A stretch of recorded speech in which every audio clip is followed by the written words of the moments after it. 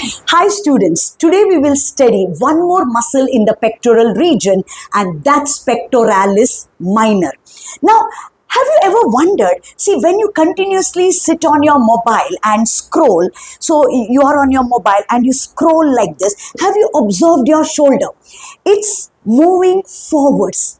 So this forward movement is done by a muscle which is present over here, that's pectoralis minor.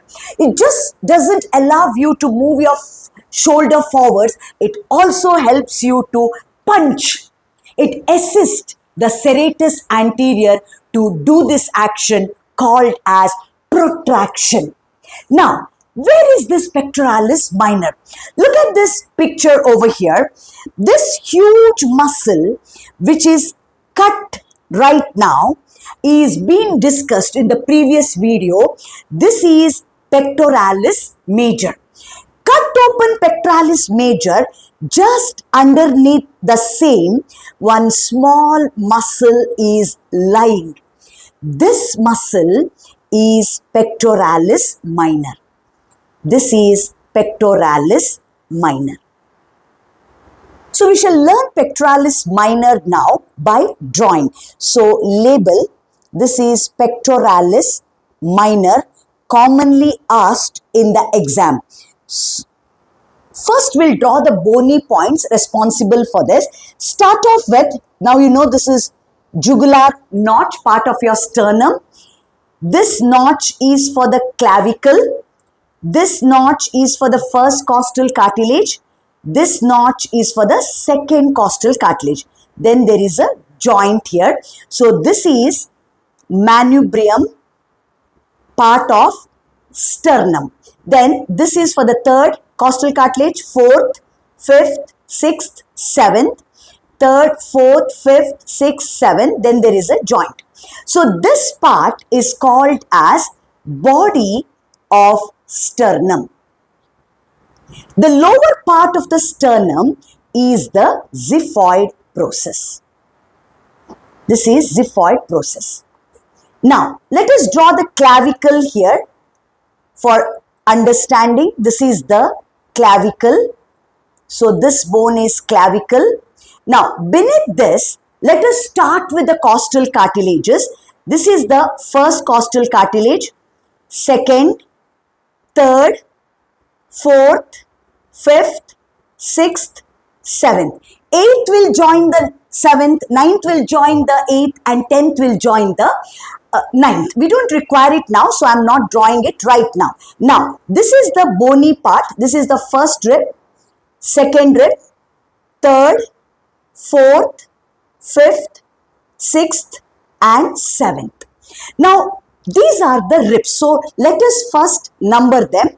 First rib, second, third, fourth, fifth, sixth, and seventh. I'll just label these as ribs. Now, we have to also see one more process here. This process is called as coracoid process of scapula. Now, where is this coracoid process of scapula lying?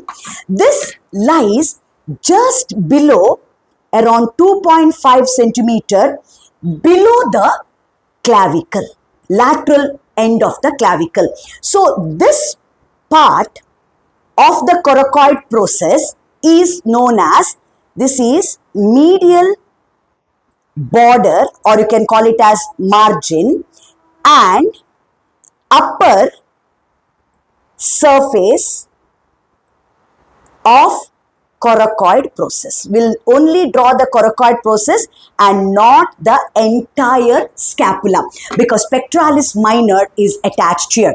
Now, what is the origin of pectoralis minor? It takes origin from third, fourth, and fifth ribs, not from its costal cartilages. So, it takes origin from third, fourth, and fifth ribs and gets attached to the medial margin and upper surface of coracoid process. So, origin is from the ribs and insertion is to the coracoid process. So because of which, when the muscle contracts, the pull is always towards the origin. That pulls the scapula forwards, because of which we are able to do protraction. So always remember, for any muscles, the pull is towards the origin. That will help you to remember the action. Now, once we know the origin and insertion, so this part is origin, third, fourth and fifth ribs. This is the insertion to the coracoid process. So what is the nerve supply of pectoralis minor? Nerve supply, it's again just like your pectoralis major. It's supplied by lateral and medial pectoral nerves. These are the two muscles in the upper limb which are supplied by all the roots. Lateral pectoral nerve arises from lateral cord of brachial plexus. So the root value will be C5, C6 and C7. Medial pectoral nerve arises from medial cord of brachial plexus. So root value is C8 and T1. Now you can see it has got all the nerve roots. What is the action of pectoralis minor? We started our discussion with the action. It helps in protraction of the scapula. Just not protraction. Imagine a patient suffering from asthma. They will just stand like this, pulling their shoulder in the front to breathe.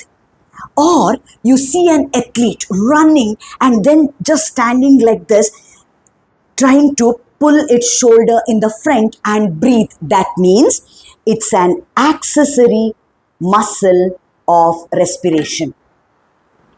Accessory muscle of respiration. Thank you for watching. Please share your valuable comments for me to improve the class. This is Mars, where medicine meets meaning. Thank you.